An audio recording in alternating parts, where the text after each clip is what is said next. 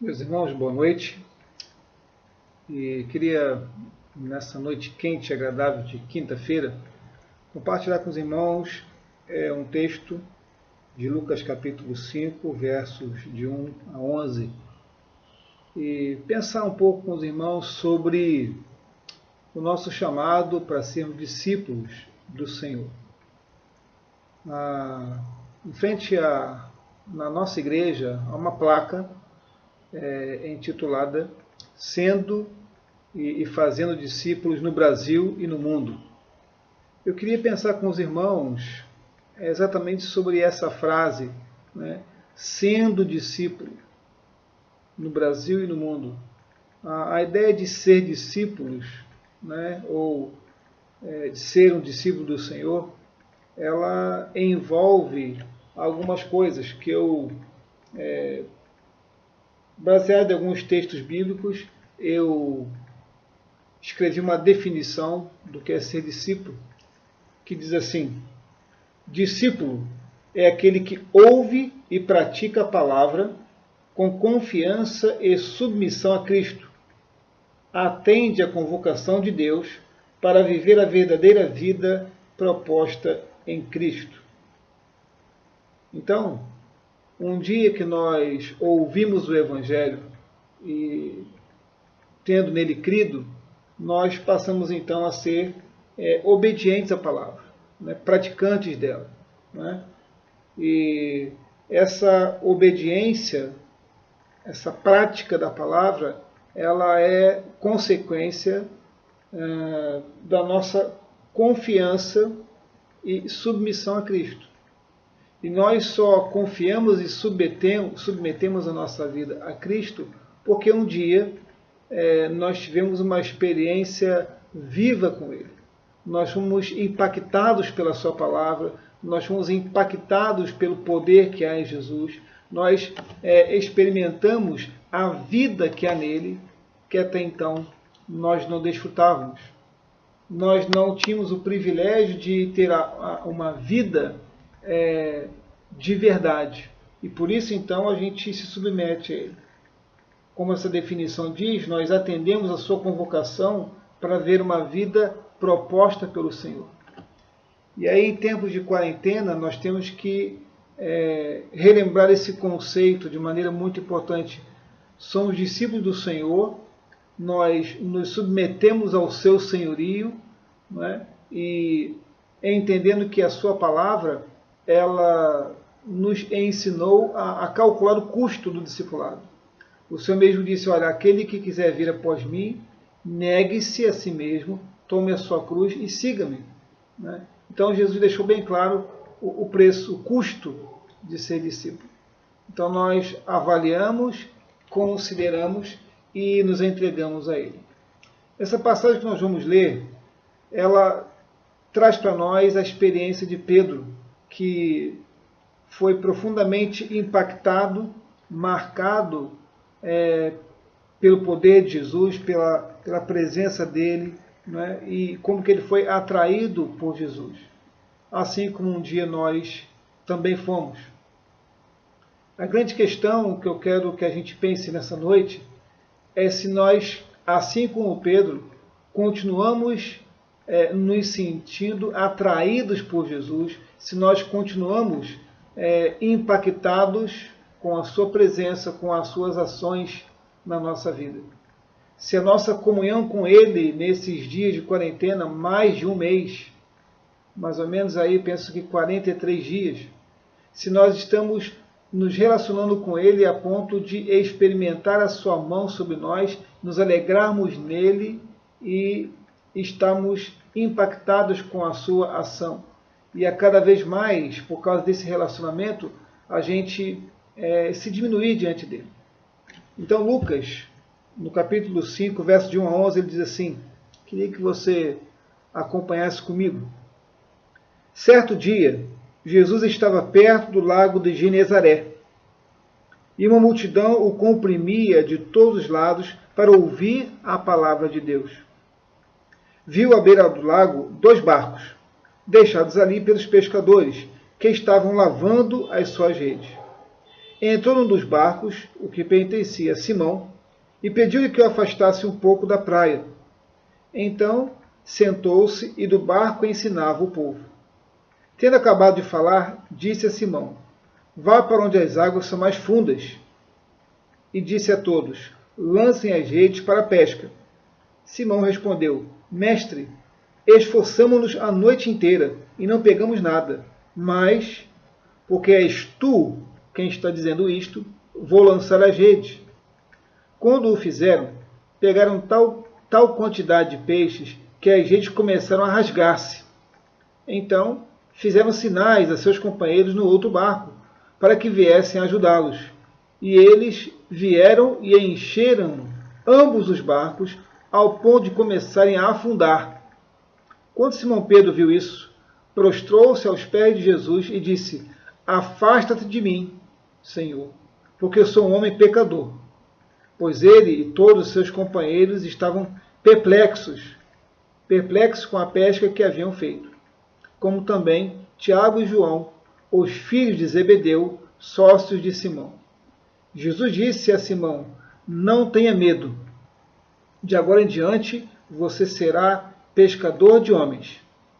Eles então arrastaram seus barcos para a praia, deixaram tudo e o seguiram. Ser discípulo, então, meus irmãos, é aquele que ouve e pratica a palavra com confiança e submissão a Cristo, atende à convocação de Deus para viver a verdadeira vida proposta em Cristo. Então, a minha pergunta para você é se nesses 42, 43 dias você tem perseverado em ser um discípulo do Senhor. Se você tem vivido de acordo com o chamado que o Senhor te fez. Se você tem ainda no seu relacionamento com Ele, ou melhor, se você, nesses dias que você está privado do relacionamento com a igreja fisicamente, se você tem nutrido um relacionamento com Ele a ponto de você perceber quem você é, perceber a sua natureza pecaminosa, ao mesmo tempo perceber e desfrutar do poder incomparável do Senhor. O pano de fundo dessa passagem nos mostra que esse incidente, né, de uma noite de trabalho não bem sucedida, Pedro fala para Jesus que eles haviam pescado a noite inteira e não pegaram nada. Então, o mar não estava para peixe nesse dia. Foi uma noite frustrante. Acordaram de madrugada, trabalharam por muitas horas e não pescaram nada. Com certeza, a frustração daqueles homens, daqueles profissionais, ela foi muito grande. E então, eles estão na praia, já lavando as suas redes, o seu turno, o seu horário de trabalho já havia terminado, mas o texto fala que a multidão comprimia a Jesus por todos os lados. Uma outra passagem, na versão século XXI, vai dizer que o povo se comprimia para ouvir a palavra. O que demonstra para nós de que, enquanto eu e você somos discípulos do Senhor, enquanto nós temos o privilégio de desfrutar da presença dEle, há dezenas, centenas, milhares de pessoas nesse momento que estão desejosas, estão necessitadas de ouvir a palavra de Deus. Assim como essas pessoas. Elas se comprimiam, se apertavam, né? E graças a Deus não estava tendo naquele momento um impedimento para que houvesse aglomeração de pessoas, porque aquelas pessoas então elas se juntaram para ouvir a palavra de Deus. Então, para resolver o problema de ajuntamento, Jesus entra no barco e dá uma ordem a Pedro.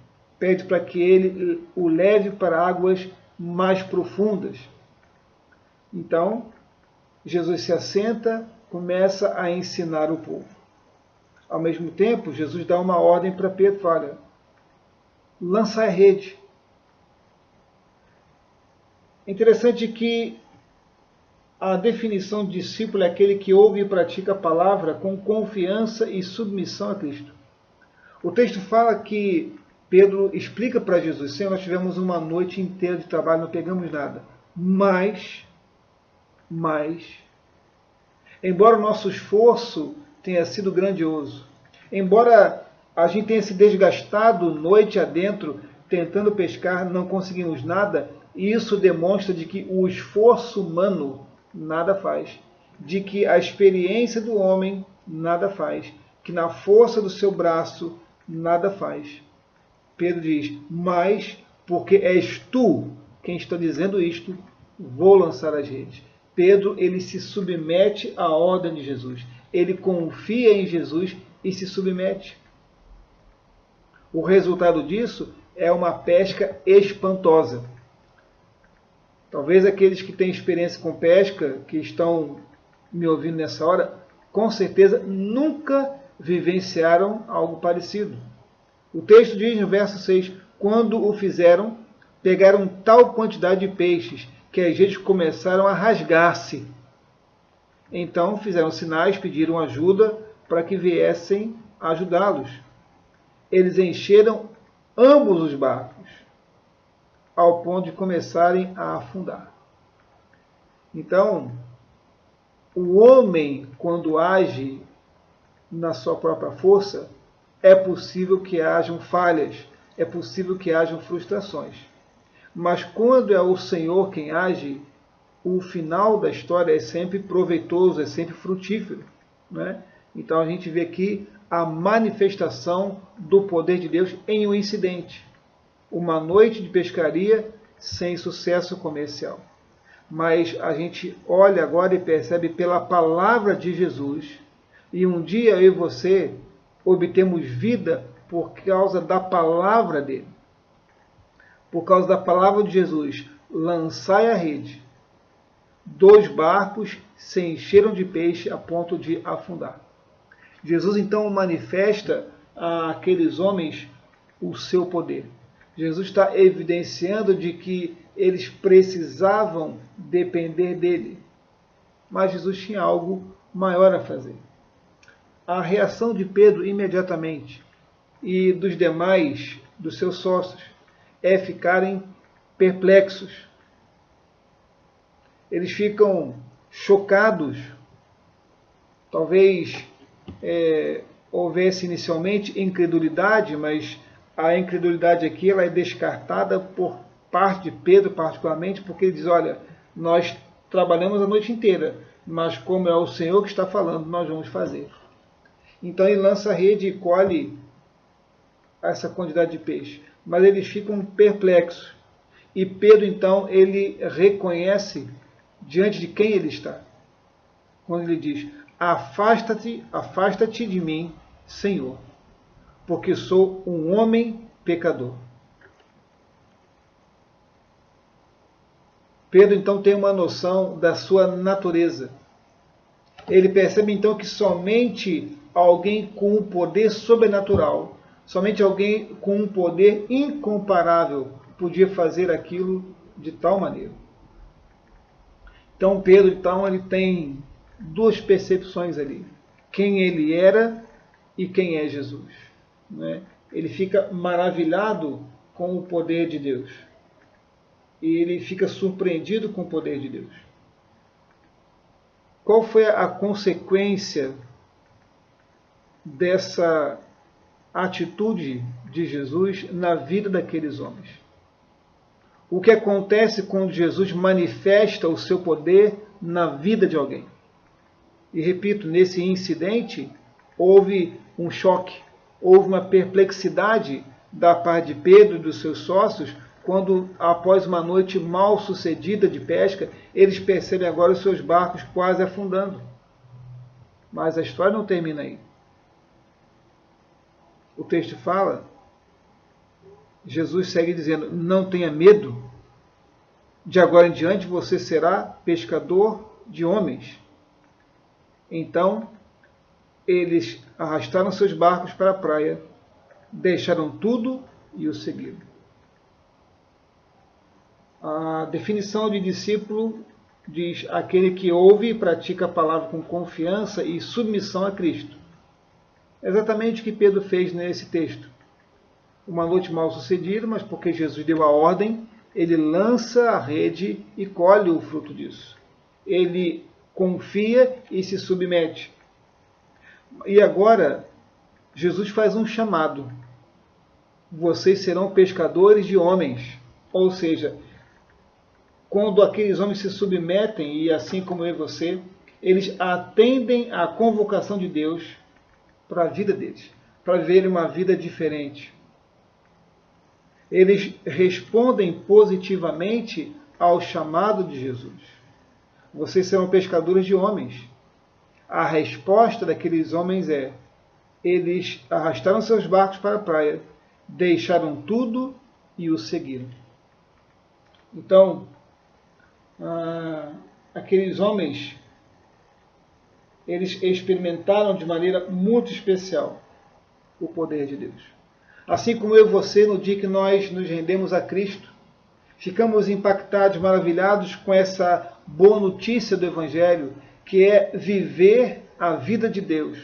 Nós que merecíamos a morte, nós que só o pecado reinava em nosso coração, agora passou a habitar a paz. Porque nós nos deparamos com aquele que de fato é o Todo-Poderoso, aquele que é o Senhor de todas as coisas, aquele que controla inclusive os peixes que moram no fundo do mar. Jesus diz: vem, e os peixes vêm.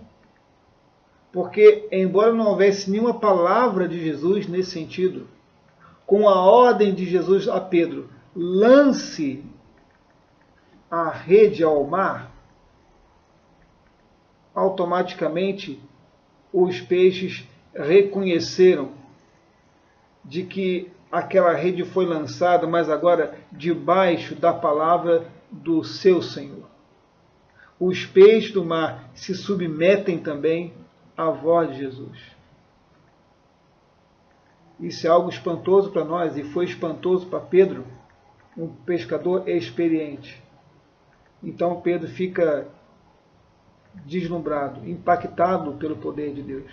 Ele não tem outra reação a não ser render-se, reconhecer a sua pecaminosidade e falar: Senhor, afasta-te de mim, Senhor, porque eu sou um pecador.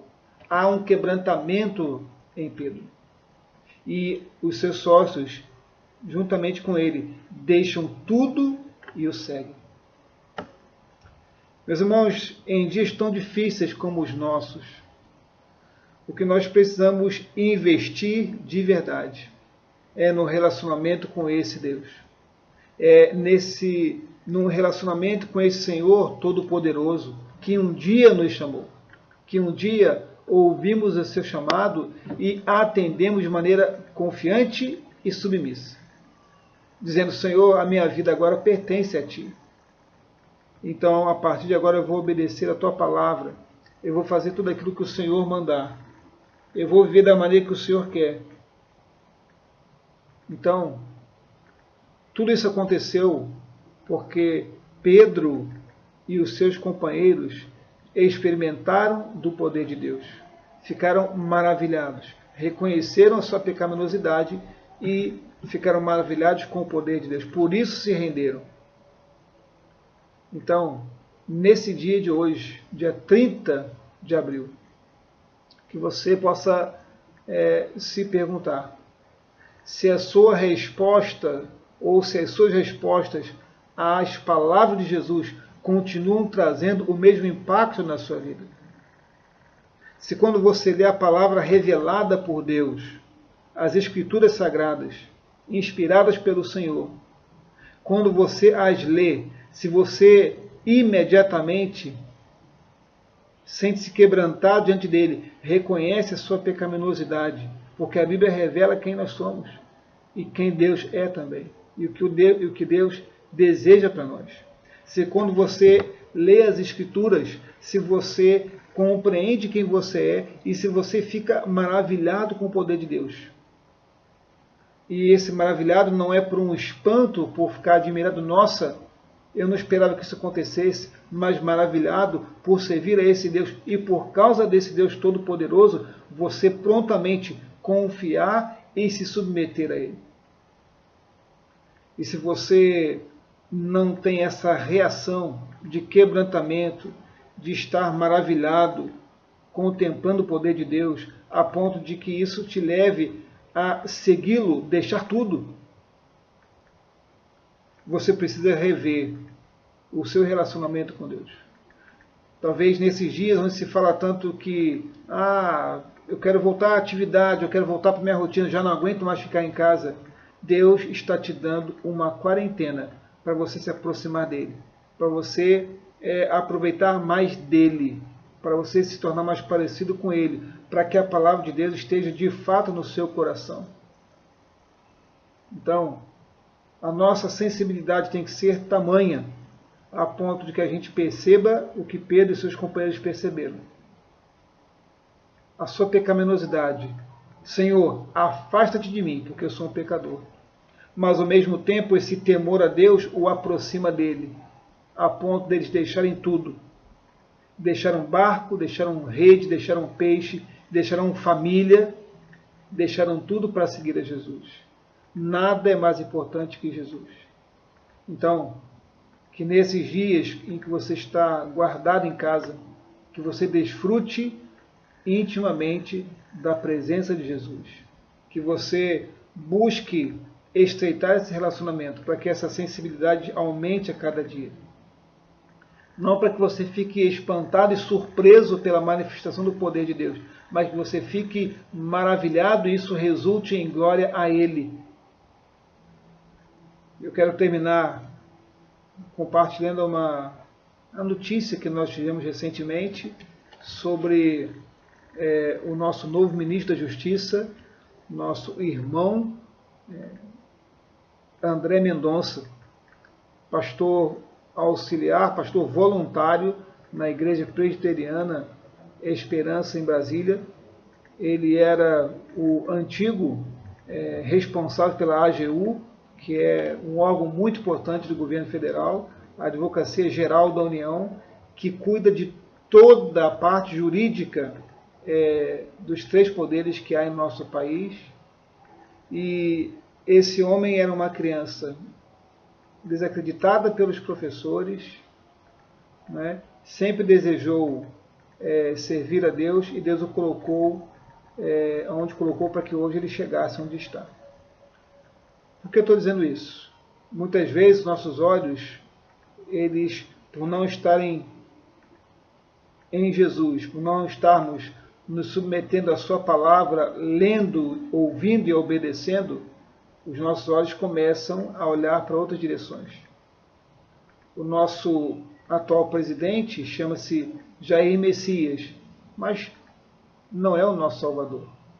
Ficamos tristes, lamentamos, porque um herói do Brasil chamado Sérgio Moro, um homem que a minha geração nunca viu tantos políticos ladrões serem presos como antes.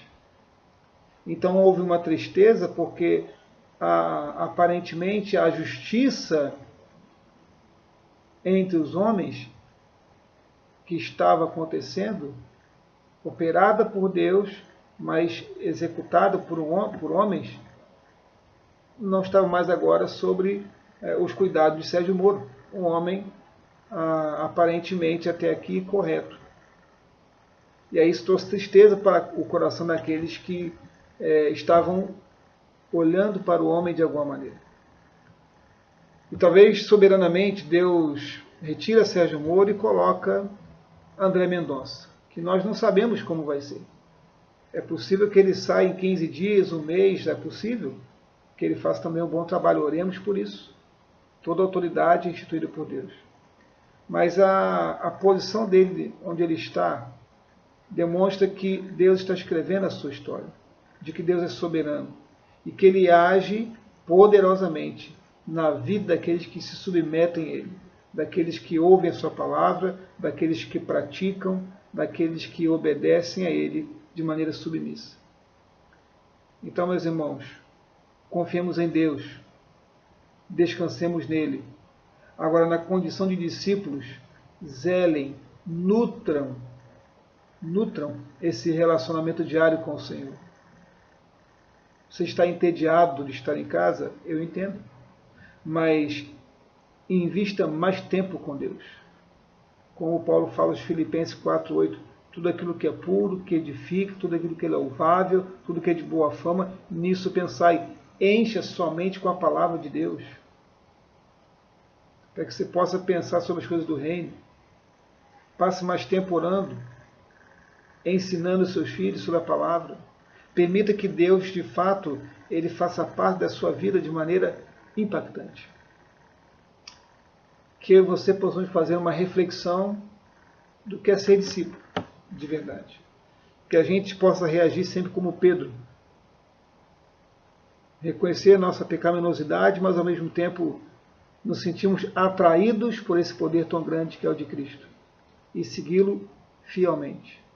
Que nesses dias você esteja próximo à palavra, ouvindo-a, praticando, lembrando seus irmãos. Eu espero que a saudade da igreja, dos irmãos, será hoje, depois de tanto tempo, um grande medidor do seu relacionamento com Deus. Porque a palavra diz que aqueles que têm comunhão com o Senhor também têm comunhão com os seus filhos. Não é? Amam os seus filhos. Então, que o Senhor nos abençoe nessa noite, nos alimente da sua palavra, traga paz ao nosso coração e que a gente cresça a cada dia mais. Amém.